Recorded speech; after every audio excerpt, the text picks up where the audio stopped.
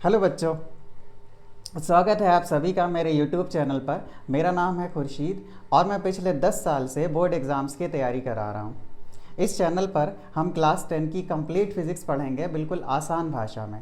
तो अगर आपको फ़िज़िक्स मुश्किल लगती है या फ़िज़िक्स से डर लगता है या फ़िज़िक्स समझ नहीं आती है तो इस चैनल पर मैं आपको फ़िज़िक्स क्लास 10 की फ़िज़िक्स ऐसे पढ़ाऊँगा कि आपको फ़िज़िक्स आसान लगने लगेगी और फ़िज़िक्स आपका फेवरेट सब्जेक्ट बन जाएगा। ठीक है, तो सबसे पहले क्लास 10 की फ़िज़िक्स का जो सिलेबस है उस पर नज़र डाल लेते हैं। तो इसमें हमें क्लास 10 की फ़िज़िक्स में टोटल हमें 5 चैप्टर्स पढ़ना है। कितने?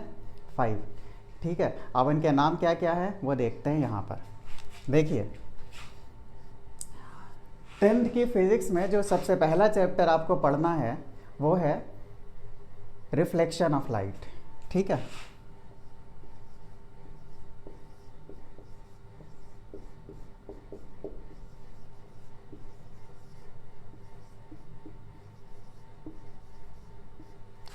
Reflection of light. ठीक है, दूसरा चैप्टर जो पढ़ना है वो है refraction of light.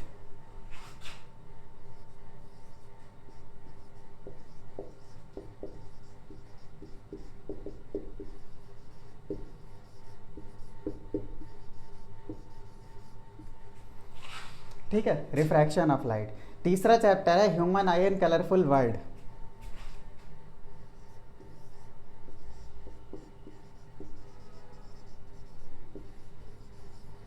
Human I and colourful world. ठीक है, फोर्थ चैप्टर जो आपको पढ़ना है वो है electricity.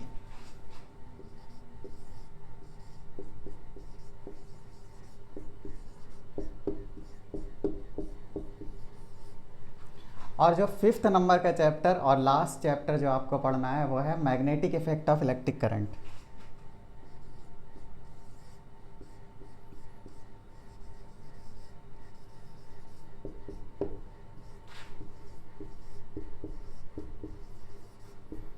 Magnetic effect of electric current. ठीक है, तो ये 5 चैप्टर्स आपको पढ़ने हैं। अच्छा, इसमें ये जो है, ये जो स्टार्टिंग के 3 चैप्टर्स मैंने बताए, कौन से? Reflection of light, refraction of light और ह्यूमन आई। ये जो हैं इनको आप 3 चैप्टर्स के रूप में नहीं बल्कि आप इनको एक कंप्लीट यूनिट मानो, क्योंकि ये पूरा जो यूनिट है ये तीनों लाइट के ही चैप्टर्स हैं। ये तीनों आपस में एक दूसरे से जुड़े हुए होंगे। ठीक है, तो इसको आप ऐसे मानो कि एक बड़ा चैप्टर है लाइट और उसका ये 3 अलग छोटे छोटे पार्ट्स हैं। ठीक है, अच्छा, तो इसको हम एक यूनिट के तौर पर लेंगे और उसका नाम क्या होगा? लाइट। सही है, तो ये लाइट का यूनिट हो गया, या ये कहें कि लाइट का एक बड़ा चैप्टर है और उसके अंदर ये 3 सब पार्ट्स हैं। उसके बाद क्या है? इलेक्ट्रिसिटी का है और उसके बाद क्या है? Magnetic effect of electric current. अब इसके बारे में डिटेल क्या है, कैसे पढ़ना है हमें, तो वो सब हम धीरे धीरे खोल खोल के इसे समझ समझ के पढ़ेंगे जब जैसे जैसे चैप्टर स्टार्ट होते जाएंगे। ठीक है, जैसे जैसे चैप्टर आगे बढ़ेंगे उस हिसाब से हम लोग क्या है समझते चले जाएंगे। आज के इस वीडियो में हम लोग जो स्टार्ट करेंगे वो स्टार्ट करेंगे सबसे पहले रिफ्लेक्शन ऑफ लाइट। सबसे पहले लाइट का कॉन्सेप्ट समझेंगे, फिर उसके बाद रिफ्लेक्शन ऑफ लाइट वगैरह वगैरह की बातें जो भी चैप्टर के सिलेबस में होगा वो सब पढ़ेंगे। अगर सिलेबस का स्क्रीनशॉट आपको लेना है तो आप ले सकते हैं। तो चलिए स्टार्ट करते हैं रिफ्लेक्शन ऑफ लाइट। ठीक है, तो देखिए सबसे पहले रिफ्लेक्शन ऑफ लाइट क्या होता है ये कॉन्सेप्ट तो हम लोग बाद में समझेंगे। सबसे पहले बेसिक कॉन्सेप्ट पे बात कर लेते हैं। सबसे पहले हमको समझना चाहिए कि लाइट क्या होता है। ठीक है, बताइए लाइट क्या होता है? लाइट क्या होता है, बता सकते हैं कि लाइट क्या होता है? देखो बच्चों, जो लाइट होता है वो क्या है? वो एक तरह का एनर्जी होता है। लाइट क्या है? लाइट एक तरह का एनर्जी है। लाइट एक तरह की एनर्जी है, और जैसे एनर्जी के बहुत सारे फॉर्म होते हैं, जैसे कि साउंड एक एनर्जी है, हीट एक एनर्जी है, इसी तरीके से लाइट भी एक एनर्जी है। ठीक है, अच्छा, जो लाइट होता है ये कैसी एनर्जी है? लाइट एक ऐसी एनर्जी है जिसके द्वारा हम चीज़ों को देख पाते हैं। यानी कि इंग्लिश में हम क्या बोलेंगे कि light is a form of energy which enables us to see the objects around us. यानी कि लाइट एक ऐसी एनर्जी है, लाइट एनर्जी का एक ऐसा रूप है जिसके द्वारा हम चीज़ों को, अपने आसपास की चीज़ों को देख पाते हैं। अगर लाइट नहीं होगी तो हम क्या किसी चीज़ को देख पाएंगे? बिल्कुल नहीं। ठीक है, अच्छा, तो हम इसकी डेफिनेशन लिखते हैं। क्या लिखेंगे कि light is a form of energy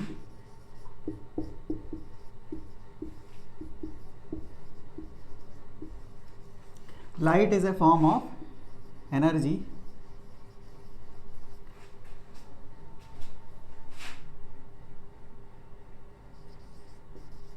which enables us, light is a form of energy, light energy की एक फॉर्म है, लाइट एनर्जी का एक रूप है, विच इनेबल्स अस, जो हमें इस लायक बनाती है, किस लायक बनाती है कि to see the objects around us, to see the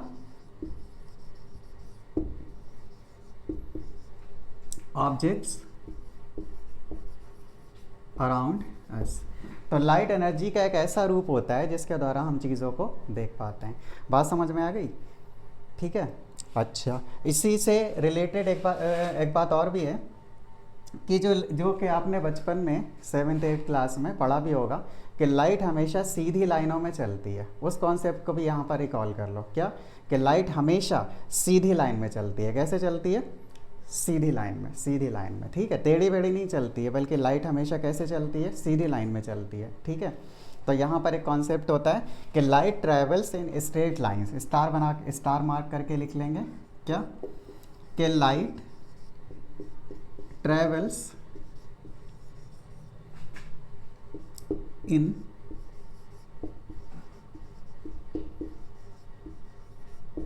straight lines. Light जो है ना वो स्ट्रेट लाइंस में चलती है, सीधी लाइनों में चलती है। ठीक है, अच्छा, लाइट का सीधी लाइनों में चलना, यानी कि लाइट जो सीधी लाइंस में चलती है, इस बात को क्या कहा जाता है फिजिक्स में? इसको कहा जाता है बच्चों रेक्टिलीनियर प्रोपेगेशन ऑफ लाइट। क्या कहा जाता है? Rectilinear propagation of light. ठीक है, तो क्या लिखेंगे?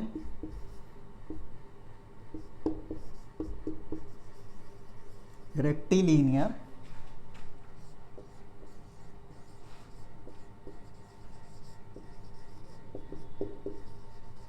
Propagation of light. ठीक है, यानी लाइट जो सीधी लाइंस में चलती है, इस बात को कहा जाता है फिजिक्स में रेक्टिलीनियर प्रोपेगेशन ऑफ लाइट। बात समझ में आ गई? इसका स्क्रीनशॉट ले लीजिए और बाद में नोट ज़रूर बना लीजिएगा। ठीक है,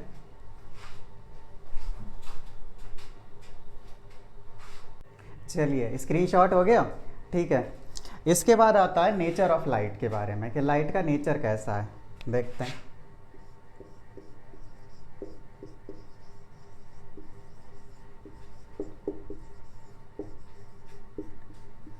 तो बच्चों, लाइट के नेचर के बारे में 2 थ्योरीज हैं। कितनी?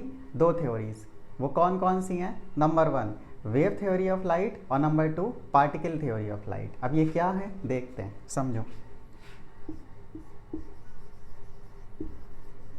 देयर आर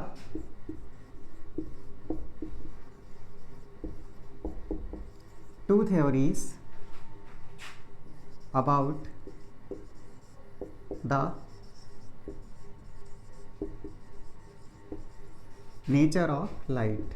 ठीक है, तो नेचर ऑफ लाइट के बारे में लाइट की 2 थ्योरीज हैं। नेचर ऑफ लाइट के बारे में 2 थ्योरीज हैं। नंबर 1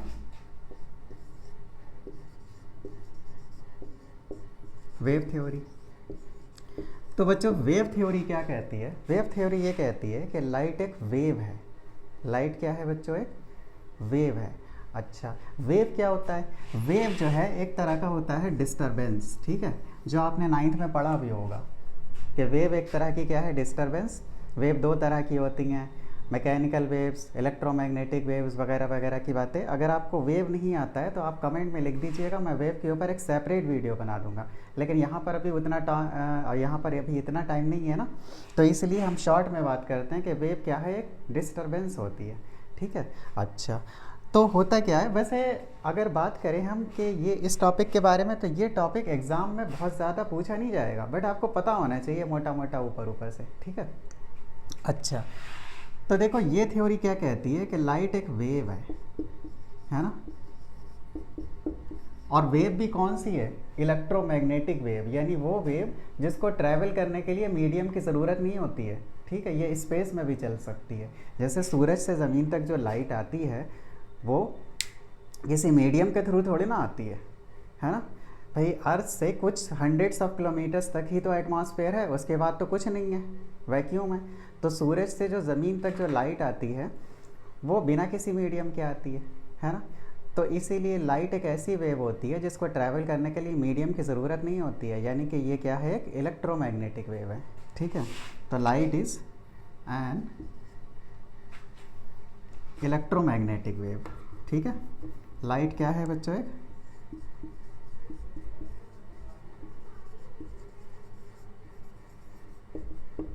इलेक्ट्रोमैग्नेटिक वेव है।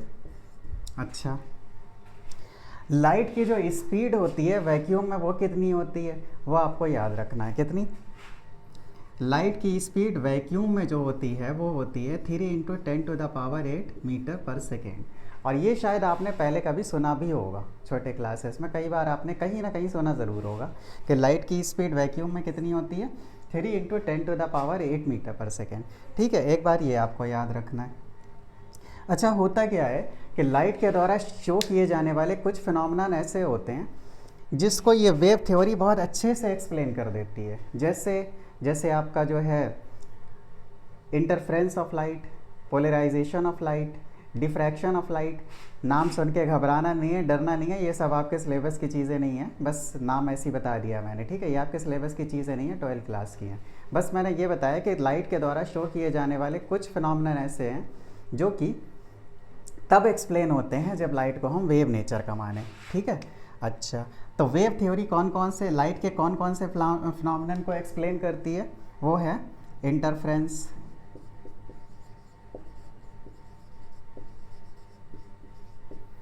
Diffraction, etcetera. बस इतना ही लिख लो क्योंकि ये आपसे पूछा नहीं जाएगा। बस मोटे तौर पे आपको ये याद रखना है कि लाइट की एक थ्योरी वेव थ्योरी है, और ये क्या मानती है कि लाइट एक वेव है, ठीक है। Refraction etcetera. अच्छा, इसका स्क्रीनशॉट ले लीजिए, बाद में नोट्स बना लीजिएगा, ठीक है। चलिए, स्क्रीनशॉट हो गया। अब आता है पार्टिकल थ्योरी ऑफ लाइट। क्या आ जाता है बच्चों, पार्टिकल थ्योरी। अब देखो, पार्टिकल थ्योरी में लाइट को एक पार्टिकल जैसा माना गया है। कैसा माना गया है? एक पार्टिकल जैसा। और ऐसा माना गया है कि लाइट जो है ना, ये छोटे छोटे कण, छोटे छोटे पार्टिकल से मिलकर बनी है, और ये बहुत सारे अनगिनत पार्टिकल्स होते हैं और उनका ये कॉम्बिनेशन होता है। और ये जब सारे पार्टिकल एक ही डायरेक्शन में जब एक साथ भागते हैं ना, तो यही लाइट बन जाती है। ऐसा माना गया है कि लाइट कैसे बनी हुई है, छोटे छोटे पार्टिकल से मिलकर बनी है, और वो पार्टिकल बहुत छोटे होते हैं। और लाइट का जो पार्टिकल है उसको क्या कहा जाता है, क्वांटम, या उसको फोटोन भी कहा जाता है, ठीक है। तो देखो, इसमें क्या कहा गया, इसमें क्या माना गया है कि लाइट क्या है, एक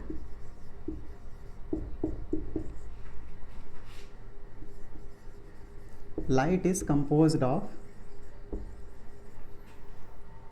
पार्टिकल्स। इसके according, particle theory of light के अकॉर्डिंग, लाइट क्या है, light is composed of particle, ठीक है। लाइट क्या है, पार्टिकल्स की बनी होती है। अच्छा, जो लाइट का पार्टिकल है उसका नाम अगर याद रहे तो याद रख लेना, वैसे कोई पूछेगा नहीं आपसे, लेकिन अगर याद रख लो तो बेटर रहेगा। लाइट का जो पार्टिकल है,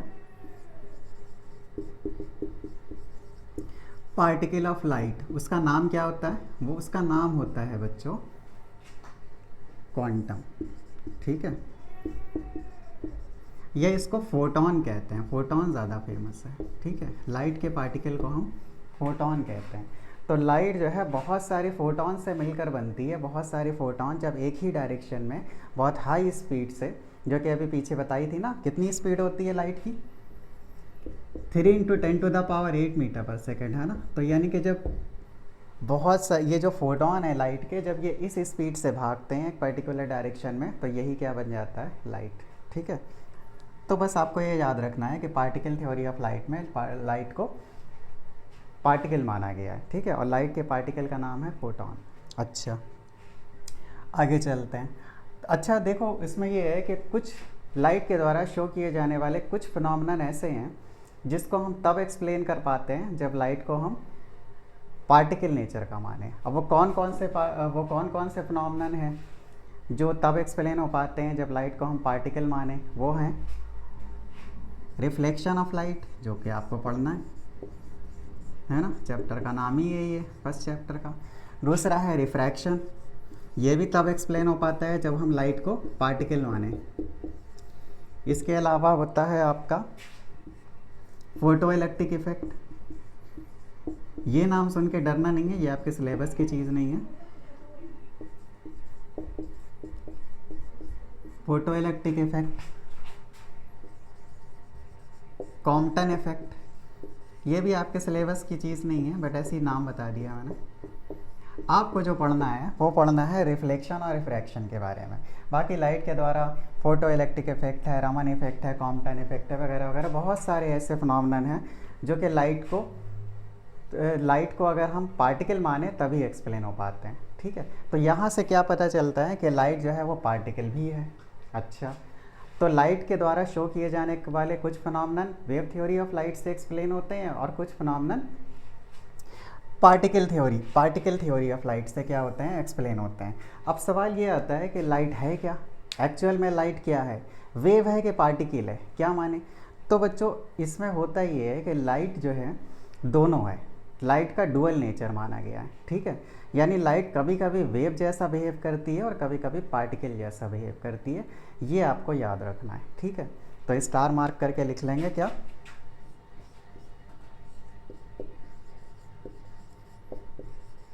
कि light has dual nature. Dual nature का मतलब ये है कि पार्टिकल और वेव दोनों तरह से। ठीक है,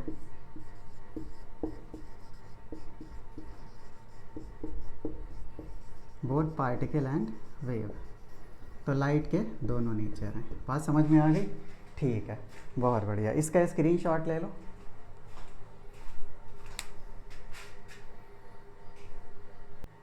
चलिए, तो स्क्रीनशॉट हो गया। उसके बाद आता है रे। तो देखो रे क्या होता है, लाइट जब चलती है तो सीधी लाइन में चलती है, ये तो हमको पता है। अच्छा, लाइट का जो स्ट्रेट लाइन पाथ है, यानी लाइट जिस रास्ते पर चल रही है, जिस सीधे रास्ते पर चल रही है, उसी को क्या कहा जाता है, उसकी रे। ठीक है, यानी कि क्या लिखेंगे हम लोग, the straight line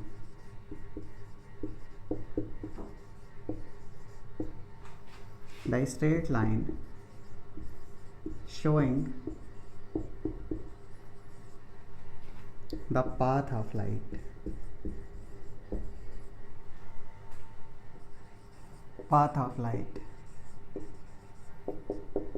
is called a ray। ठीक है, लाइट जो चलती है सीधी लाइन में चलती है, तो लाइट का ये जो स्ट्रेट लाइन पाथ है, इसी को हम लोग क्या कहते हैं, रे। ये जो एरो है ये लाइट के प्रोपेगेशन का डायरेक्शन बताता है। ठीक है, अच्छा, इसके बाद आता है बीम। बीम क्या होता है बच्चों, बहुत सारी लाइट रेज का जो एक कॉम्बिनेशन है उसको क्या कहा जाता है, बीम। देखो रियल में जो लाइट होती है, जो भी लाइट का सोर्स है, लाइट का सोर्स मतलब जहाँ से लाइट आ रही है, जैसे कि अपना बल्ब है, अपना कैंडल है, कोई भी है, जहाँ सन है, स्टार है, जहाँ से भी लाइट आ रही है, तो जहाँ से भी लाइट आती है उसको उसका लाइट का सोर्स कहा जाता है। अच्छा, तो होता ये है कि जब कभी भी किसी सोर्स से जब लाइट निकल रही होती है, जैसे कि आप देखो अपने रूम में बल्ब होगा, ट्यूबलाइट होगी, वहाँ से जब लाइट निकल रही होगी तो एक रे तो होती नहीं है, रियल में तो बहुत सारी लाइट रेज होती हैं, बहुत सारी, करोड़ों अनगिनत। तो होता ये है कि बहुत सारी लाइट रेज के कॉम्बिनेशन को ही हम लोग क्या कहते हैं, बीम। ठीक है, तो यहाँ पर क्या लिखेंगे, बीम क्या होता है, तो बीम में हमें याद रखना है कि ये क्या है बच्चों, एक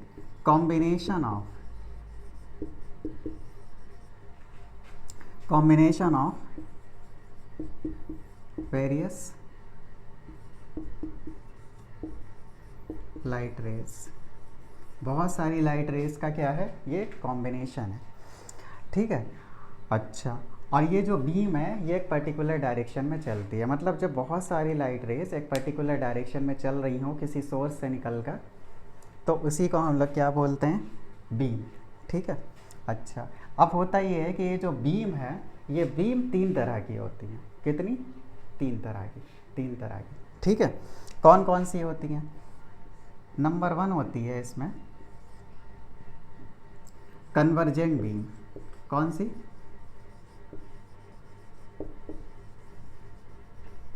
कन्वर्जेंट बीम। नंबर 2 होती है पैरेलल बीम,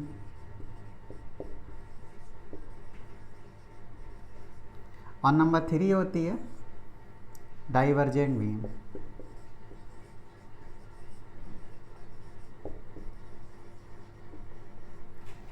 तो बीम कितनी तरह की होती हैं, कन्वर्जेंट बीम, पैरेलल बीम और डाइवर्जेंट बीम। अब ये क्या क्या होती हैं अभी समझते हैं, पहले इसका स्क्रीनशॉट लीजिए। चलिए स्क्रीनशॉट हो गया।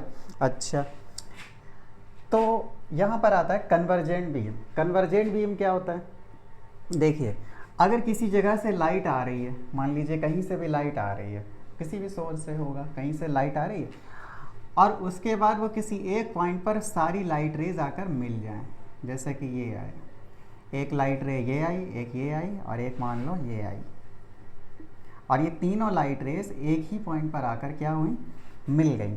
अब ये तीन नहीं, एक्चुअल में तो बहुत होंगी, करोड़ों करोड़ों होंगी, यहाँ पर समझने के लिए मैंने तीन बना दी हैं कि मान लो ये बहुत सारी लाइट रेज हैं और जो है वो एक ही पॉइंट पर आकर इकट्ठी हो गई, कलेक्ट हो गई। तो इस तरह की बीम को हम लोग क्या बोलते हैं बच्चों, कन्वर्जेंट बीम, ठीक है। क्या बोलते हैं, कन्वर्जेंट बीम, ठीक है। इसका स्क्रीनशॉट लीजिए। चलिए स्क्रीनशॉट हो गया। इसके बाद आता है पैरेलल बीम। तो देखो पैरेलल बीम क्या होता है, इसमें जो लाइट रेज हैं ये पैरेलल होती हैं एक दूसरे के, और पैरेलल लाइट रेज आपको पैरेलल लाइन आपको पता ही है कभी नहीं मिलती हैं, इन्फिनिटी पर मिलती हैं, ठीक है। तो कुछ इस तरह की सिचुएशन होती है। देखो होता ये है कि अगर लाइट बहुत दूर से आ रही है, बहुत दूर का मतलब जैसे कि मान लो सन से आ रही है या किसी स्टार से आ रही है, ये कॉन्सेप्ट ध्यान रखना है, बहुत काम का है, ये यूज़ होता रहेगा कि लाइट अगर बहुत दूर से आ रही है कहीं से, तो वो उसकी जो लाइट रेज होती हैं ना, वो आपस में पैरेलल होती हैं। कैसी होती हैं, पैरेलल। और ये जो पैरेलल लाइट रेज हैं, इन्हीं के कलेक्शन को हम लोग क्या बोलते हैं, पैरेलल बीम, ठीक है। यानी कि लाइट रेज अगर आपस में किसी बीम में लाइट रेज एक दूसरे के पैरेलल हैं, तो इसको हम क्या बोलेंगे, पैरेलल बीम। और लास्ट आता है क्या, डाइवर्जेंट बीम। क्या आता है बच्चों, divergent beam. Divergent beam convergent का उल्टा होता है। कैसे, देखो कन्वर्जेंट में क्या होता था कि कई सारी लाइट रेज आकर किसी एक पॉइंट पर इकट्ठी होकर मिल जाती थी, एक पॉइंट पर इकट्ठा हो जाती थी, ठीक है। लेकिन डाइवर्जेंट बीम में क्या होता है कि किसी एक पॉइंट से लाइट रेज शुरू होकर अलग अलग डायरेक्शन में फैल जाती हैं, ठीक है। ये जैसे इस तरह से देखो, ये पॉइंट है, यहाँ से लाइट रेज जो है वो स्टार्ट होकर अलग अलग डायरेक्शन में फैल रही हैं, तो इसी को हम लोग क्या बोलते हैं, डाइवर्जेंट बीम। समझ आया, बहुत बढ़िया। इसका स्क्रीनशॉट ले लो।